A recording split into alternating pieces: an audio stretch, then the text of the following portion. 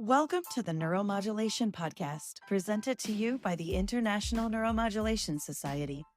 Dive into the forefront of today's emerging neuromodulation techniques, insights, and ethical and clinical applications. Subscribe now to join the multidisciplinary collaboration of medical care providers, scientists, and engineers who are part of the global conversation that's shaping the future of healthcare.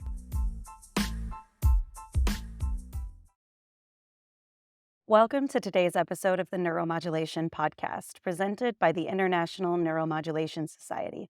I'm today's host, Mandy Soleil, and I'm delighted to be joined today by Dr. Lisa Goudman. Dr. Goodman is an assistant professor at Free University of Brussels and an FWO postdoctoral researcher. She holds master's degrees in physiotherapy and statistical data analysis, as well as statistics, with specializations in epidemiology and public health methodology and biostatistics. In 2019, she obtained her PhD at Free University of Brussels under the main supervision of Professor Martin Mons. She is primarily focusing on evaluating chronic pain patients and neuromodulation in her research, with a specific interest in a holistic response.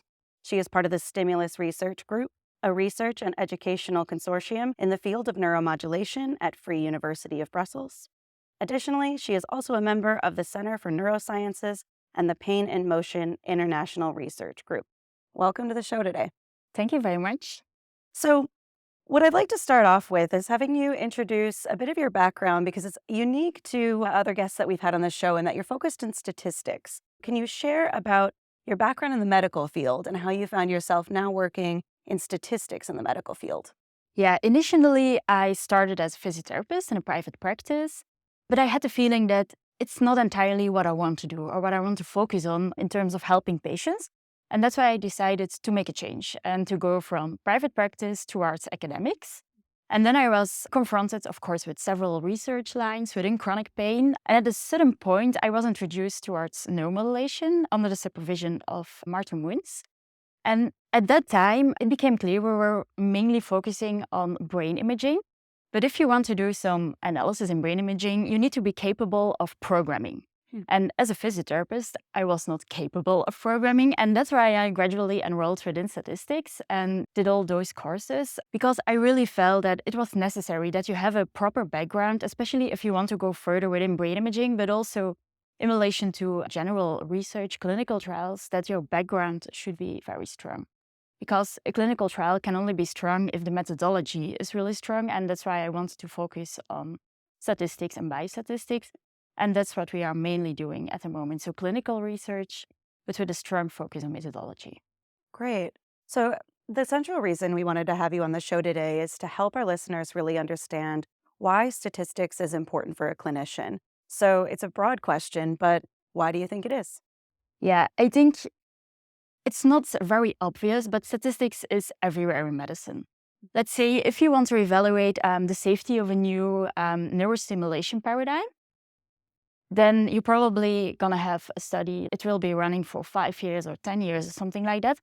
And you're going to capture certain events like the number of infections, the number of explantations. And that's in fact epidemiology, so statistics. So it is enrolled within our field, but we don't realize it. Another example, if you're going to do an RCT and just compare two therapies, how are you going to compare them with statistics?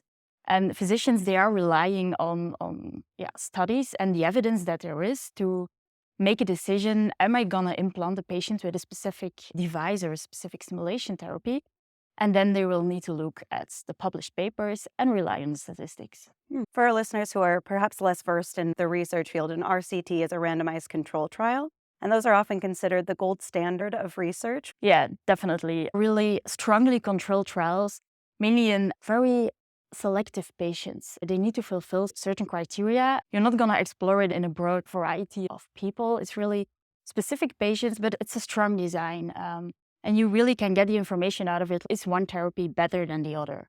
And that's why everyone says it's the gold standard, just to claim that the therapy is superior or better than another one.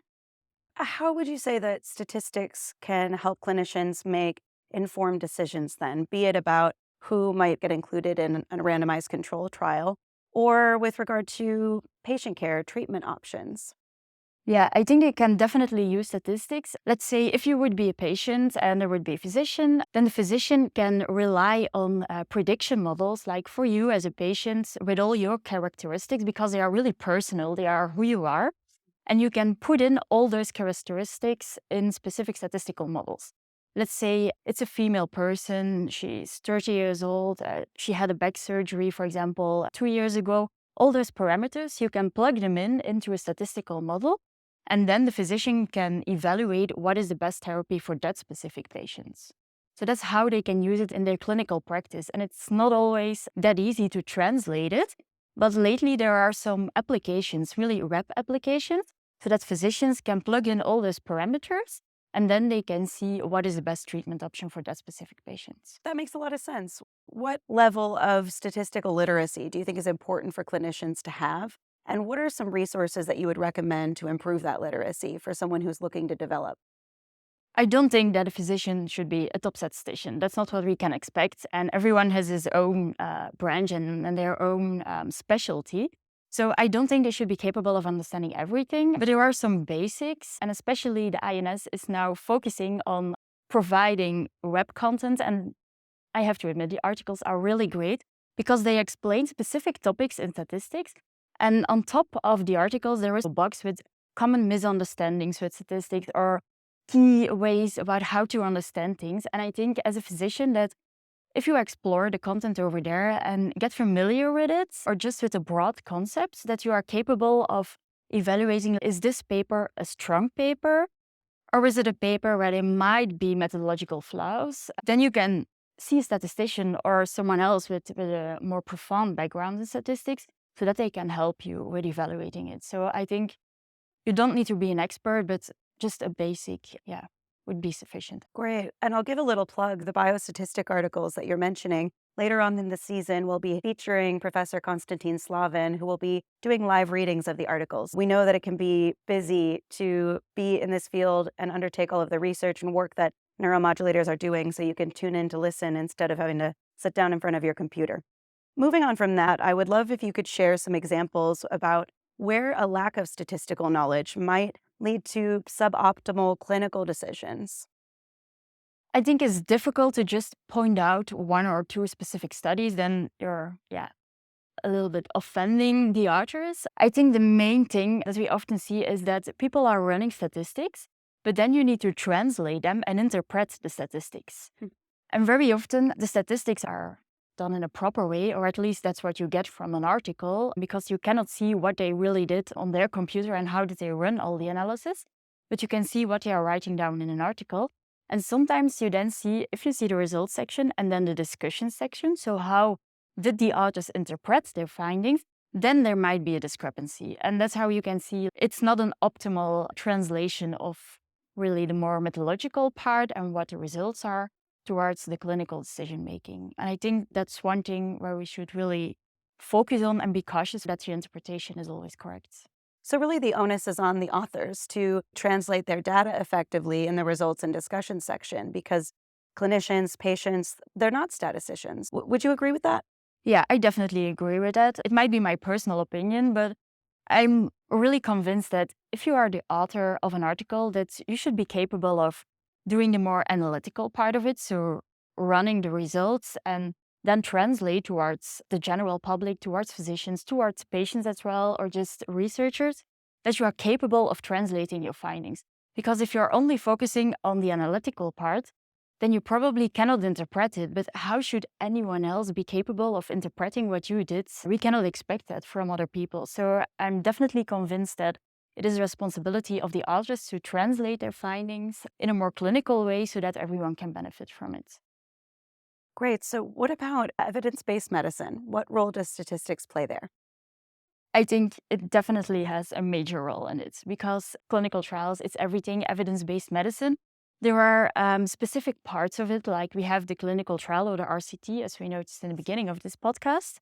But then we also have nowadays more real-world data. So we are evolving within the field, but everything can be categorized under this heading. So I think, statistics is everywhere within this topic.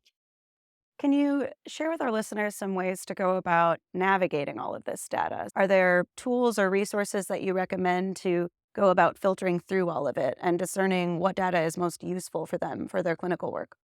Yeah. If I'm very honest, as a statistician, you cannot be capable of knowing every statistical technique that there is because the field is continuously evolving. So very often we just go on the internet and watch what is there or take another article and see how did they interpret things. And then you can get ideas about what do you want to explore and how can you embed that within your research. And I know it's not the proper way of conducting research because normally when you are setting up a clinical trial, then you should already know what are you going to evaluate and how are you going to do the statistics. But sometimes it takes a couple of years when you are running a trial before you have a full data set and you can do the statistics. And there might be newer techniques that are better suited for your data. And that's why I'm always inclined to check out the literature. What is there? Are there interesting findings? And then maybe incorporate them within your research.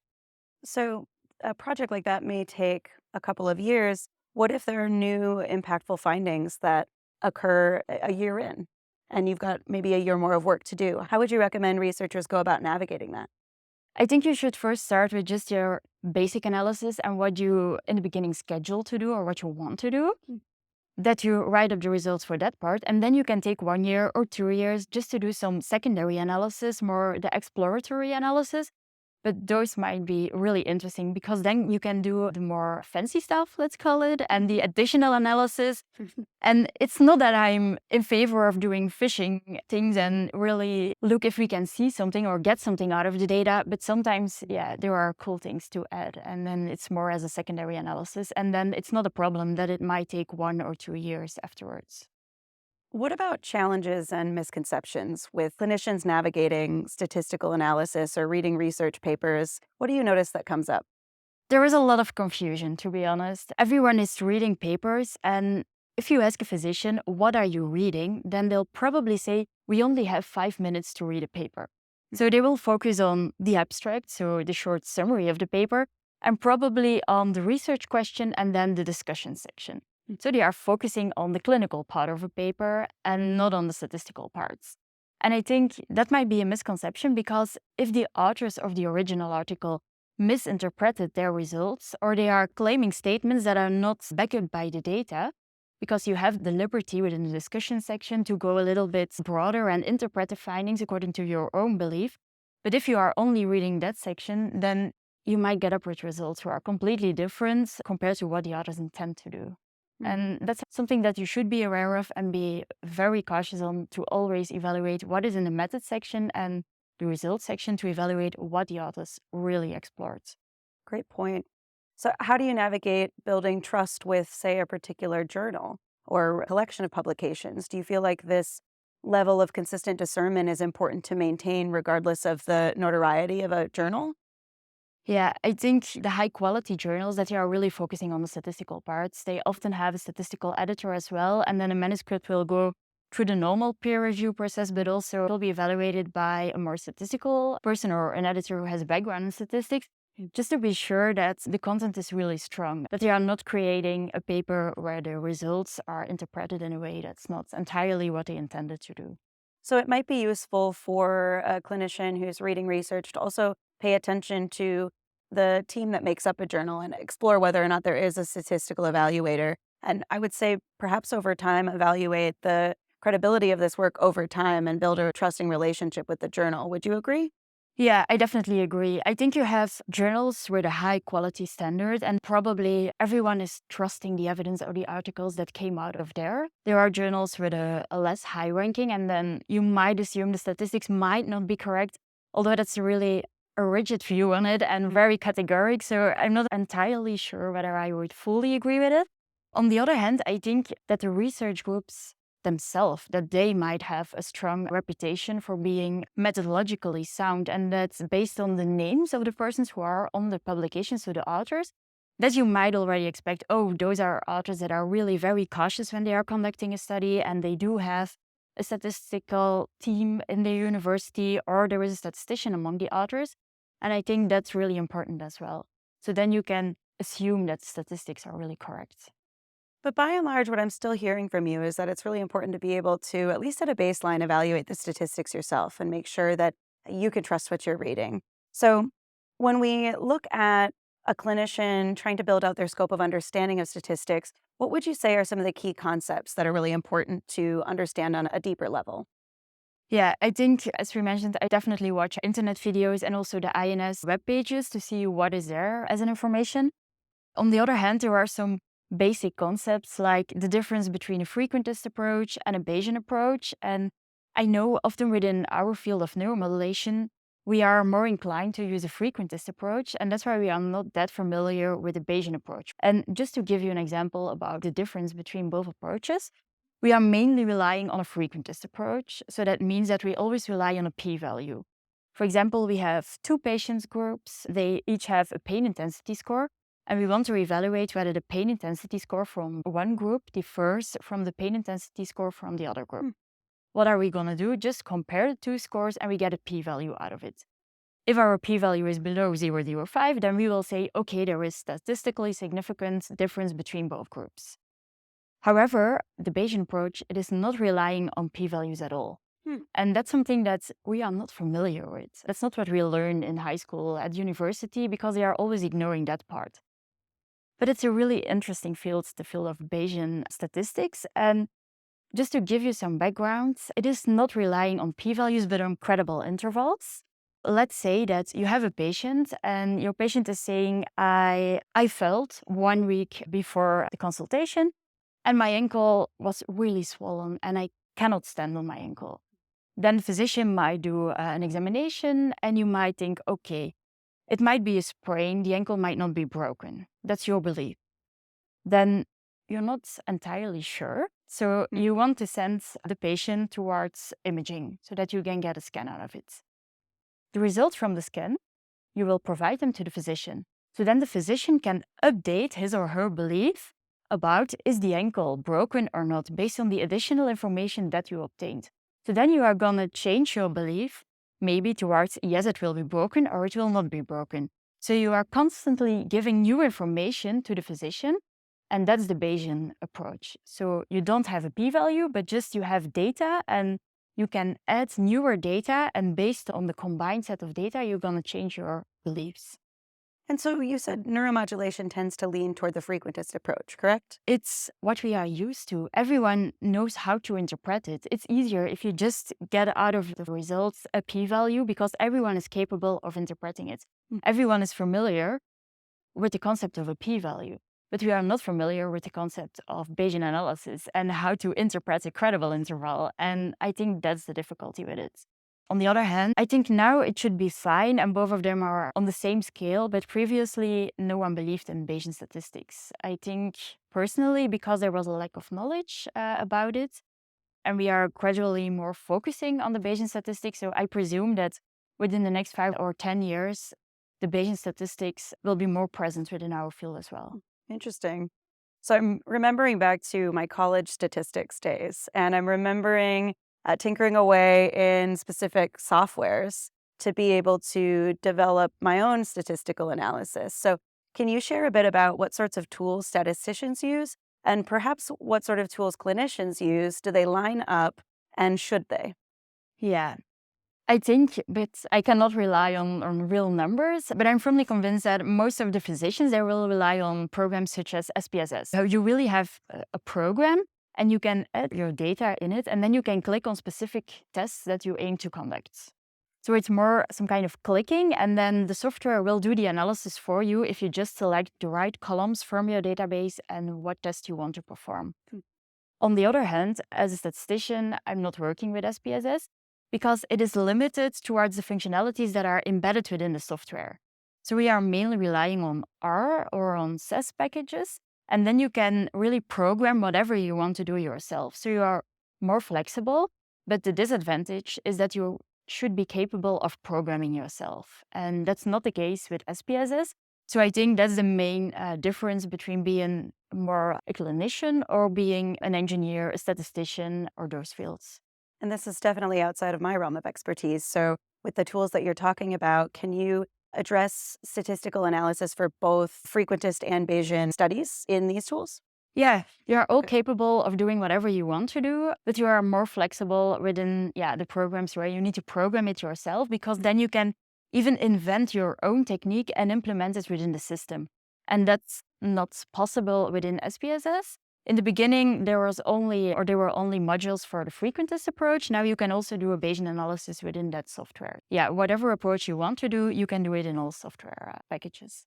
So you've shared a lot of really interesting insights about statistical tools and methods that can be used to evaluate neuromodulation research. How would you say that clinicians and perhaps even patients who are interested in learning more about this field through research can stay apprised of advancements in statistics and the technologies that are used to evaluate these studies?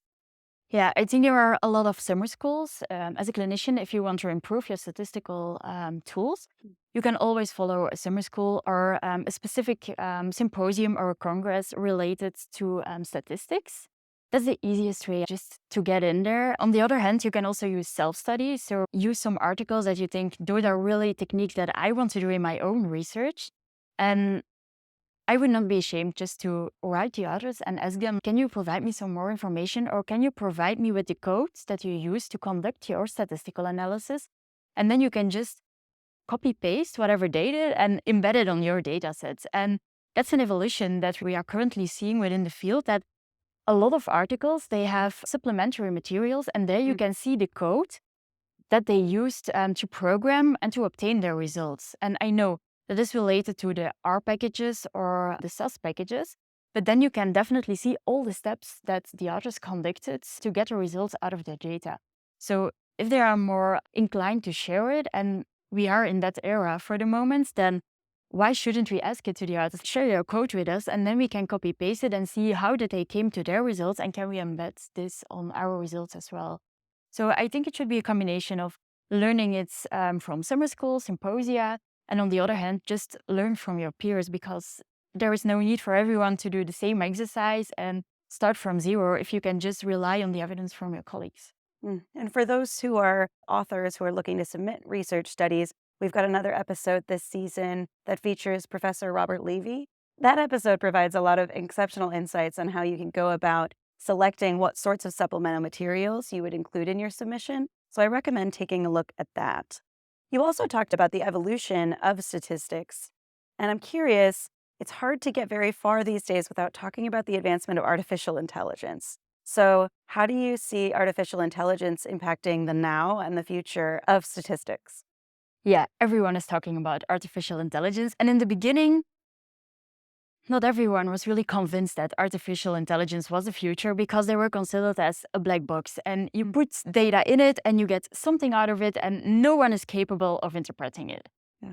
And that was the belief, I think, 5 years ago, maybe a little bit longer, like 10 years ago. But now everyone is convinced that artificial intelligence will change the future. And I think within neuromodulation as well, there are a lot of articles now that start to focus on artificial intelligence, on embedding machine learning and going towards more precision medicine, because that's what they aim to do with artificial intelligence. And I think we cannot avoid it. Artificial intelligence will definitely change everything. What about data validation?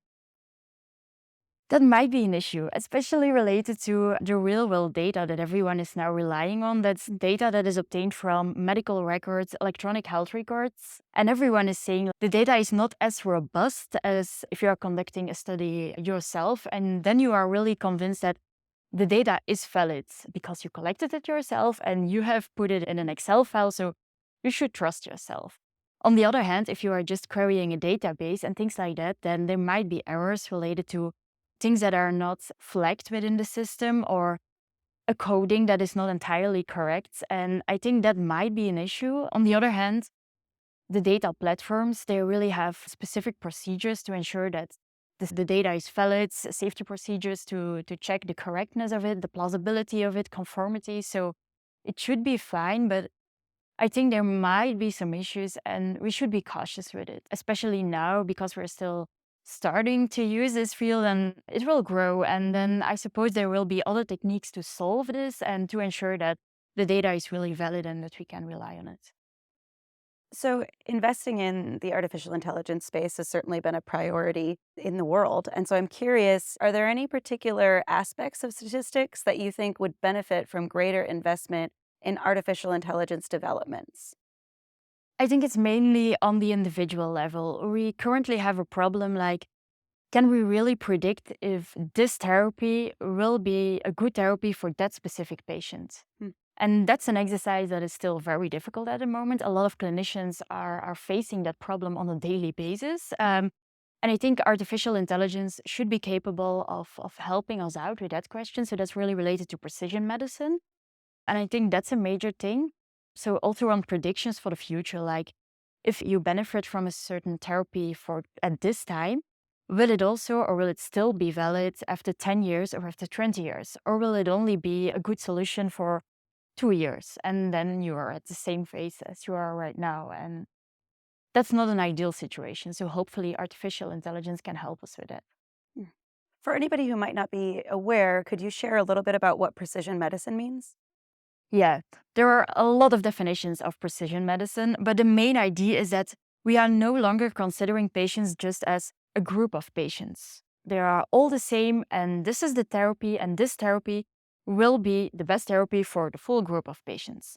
We are now more looking at one particular patient from that group of patients. What will be the best therapy for that specific patient with those characteristics? And then we have the full set of treatment options, and then we try to match like this patient and this form, this therapy.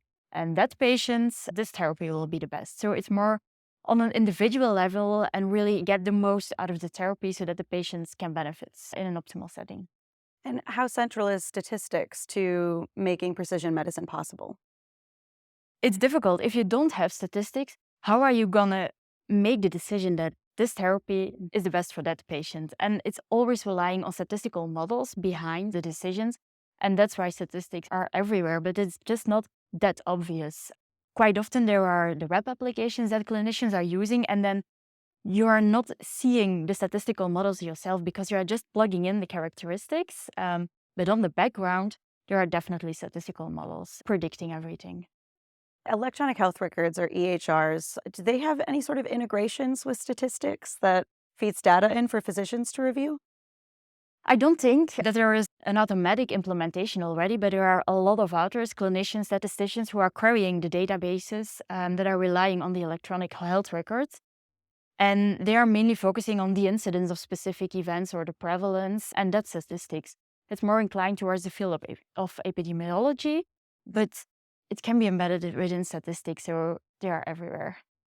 Speaking of epidemiology, obviously the COVID crisis has been a notably impactful experience for the world at large.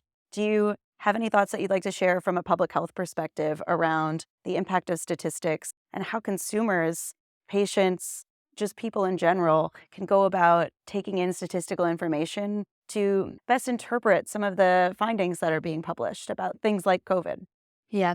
I think with the COVID epidemic, we had a problem because patients didn't have access towards healthcare providers. There weren't as much surgeries as there were the year before. So if you are using electronic health record data or you are just using data from several years, then, for example, you have data from 2 years ago, then 3 years ago, but then during the COVID pandemic, there won't be any data. So if you are exploring a time trend, for example, then you suddenly have one time point where there was no data at all, probably due to the COVID. So all the statistical models, they need to correct for that data point because you cannot say there were no surgeries at all. That's not the general trend. It's due to an external factor, namely the COVID pandemic. So you should be really cautious if you are running statistics and trying to create the best models. Be very cautious with the data points from 2019, 2020, because they are probably biased due to the COVID pandemic. Great sentiment. So, do you have any final messages or key takeaways that you'd really like to hit home with our listeners today? I think you shouldn't be afraid of statistics. I think it still has the name of being difficult and no one understands statistics, but you shouldn't be afraid of it. And especially when you are reading an article, I'm firmly convinced that you should focus on the methodology of the paper, the results sections as well, and not only rely on the clinical interpretation of the authors. That's something that I definitely value because I often see the discrepancy between it. And if you only have 5 minutes to scan an article, I would recommend to just check out the methodology and the results so that you are sure about what the authors did and how you can interpret their findings yourself and see whether they are compatible with what the authors set as the interpretation or how they claim and build up their story. But I think that's a crucial point. Just don't skip the methodology section, although it's not as sexy, if I may say it like that, as the introduction or the discussion, but really try to focus on the statistics as well. Makes sense. I would like to thank you, Dr. Lisa Goodman, for being here with us today. It's been an incredibly insightful conversation, and I'm really looking forward to seeing the future of the field benefit from having a better understanding of statistics. And with that, I invite our listeners to take a moment to subscribe so you get notified of our next episode. Thanks for being here today.